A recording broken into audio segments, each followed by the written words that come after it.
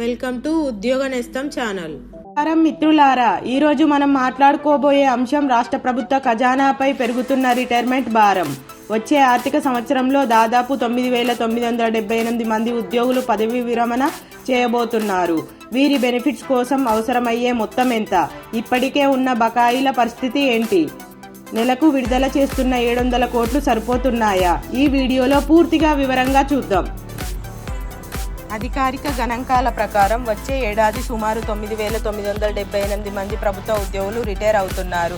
Gratuity, commutation, leave encashment వంటి benefits కోసం దాదాపు 6,000 కోట్లు అవసరమని అంచనా.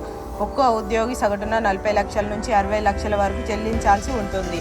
ఒకేసారి 1000 మంది రిటైర్ అవుతుండడంతో బడ్జెట్పై భారీ ఒత్తిడి ఏర్పడుతుంది. ఇప్పటికే ఉన్న బకాయిలు మరో పెద్ద సవాల్. కొత్త రిటైర్మెంట్ భారంతో పాటు ఇప్పటికే ఉద్యోగులు, పెన్షనర్లు చెల్లించాల్సిన బకాయిలు కూడా భారీగానే ఉన్నాయి. జీపీఎఫ్, పార్ట్ ఫైనాన్స్, సరెండర్ లీవ్లు, మెడికల్ రీఎంబర్స్మెంట్లు ఇవన్నీ కలిపి ప్రస్తుతం 9,000 కోట్లకు పైగా పెండింగ్లో ఉన్నట్లు సమాచారం. అంటే కొత్తగా వచ్చే 6,000 కోట్లు, పాత బకాయిలు 9,000 కోట్లు, మొత్తం దాదాపు 15,000 కోట్ల నిధులు సమకూర్చాల్సిన పరిస్థితి ఉంది. నెలకు 700 కోట్లు సరిపోతుందా? ప్రస్తుతం ప్రభుత్వం గత 3 నెలలుగా ఉద్యోగుల పెండింగ్ బిల్లుల కోసం నెలకు సుమారు 700 నుంచి 800 కోట్ల విడుదల చేస్తుంది. కానీ 1000 కోట్ల బకాయిలతో పోలిస్తే ఈ మొత్తం చాలా తక్కువ అని ఉద్యోగ సంఘాలు చెప్తున్నాయి. ఇదే వేగంతో చెల్లింపులు కొనసాగితే మొత్తం బకాయిలు తీరడానికి చాలా సంవత్సరాలు పడే అవకాశం ఉందని ఆందోళన.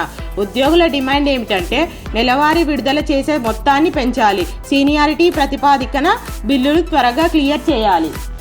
రిటైర్మెంట్ వయసు పెంపు ఇప్పుడు తిరిగి భారం. 2021లో అప్పటి ప్రభుత్వం భారత రాష్ట్ర సమితి ఆర్థిక భారం తగ్గించేందుకు రిటైర్మెంట్ వయసు 58 నుంచి 61 ఏళ్లకు పెంచింది.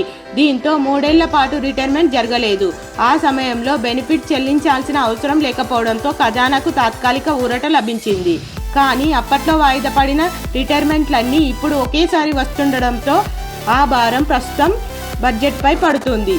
తర్వాత ఇండియన్ నేషనల్ కాంగ్రెస్ ప్రభుత్వం అధికారంలోకి వచ్చిన 4వ నెల నుంచి రిటైర్మెంట్లన్నీ మళ్లీ ప్రారంభమయ్యాయి.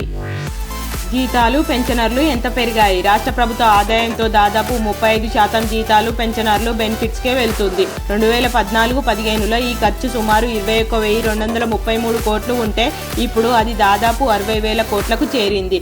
గత 10 ఏళ్లలో ఇది ఏకంగా 179% పెరుగుదల. ఇదే సమయంలో కొత్త పీఆర్సీ, పెండింగ్ డిఏలు అమలు చేస్తే భారం ఇంకా పెరుగుతుంది. ప్రస్తుత పరిస్థితుల్లో మెడికల్ బిల్లులు, సరెండర్ లీవులు కూడా డబ్బులు చెల్లించడం కష్టంగా ఉందని ఆర్థిక శాఖ వర్గాలు చెప్తున్నాయి. ప్రభుత్వం తప్పనిసరిగా రిటైర్మెంట్ బెనిఫిట్స్ కు ప్రత్యేక నిధులు కేటాయించాలి. పెండింగ్ బకాయిలు టైంకు క్లియర్ చేయాలి. నెలవారీ విడుదల మొత్తాన్ని పెంపు, స్పష్టమైన రోడ్ మ్యాప్ తయారు చేయాలి. లేకపోతే ఉద్యోగులు, పెన్షనర్లు ఆర్థిక ఇబ్బందులు మరింత పెరిగే ప్రమాదం ఉంది. మిత్రులారా, వచ్చే ఆర్థిక సంవత్సరం రాష్ట్ర ఖజానాకు నిజంగా పరీక్ష కాలం. 15,000 కోట్ల భారాన్ని ఎలా ఎదుర్కొంటారు? ఉద్యోగుల బకాయిల కోసం ఎంత త్వరగా క్లియర్ అవుతాయి? ఇవి రాబోయే రోజుల్లో కీలక అంశాలుగా మారుతున్నాయి. ఈ వీడియో మీకు ఉపయోగపడితే లైక్ చేయండి, షేర్ చేయండి. మరిన్ని ఉద్యోగ ప్రభుత్వ అప్డేట్స్ కోసం మా ఛానల్ను సబ్స్క్రైబ్ చేయండి. ఇది మీ ఉద్యోగ నేస్తం. మళ్ళీ మరో అప్డేట్స్తో కలుద్దాం. Thank you for watching.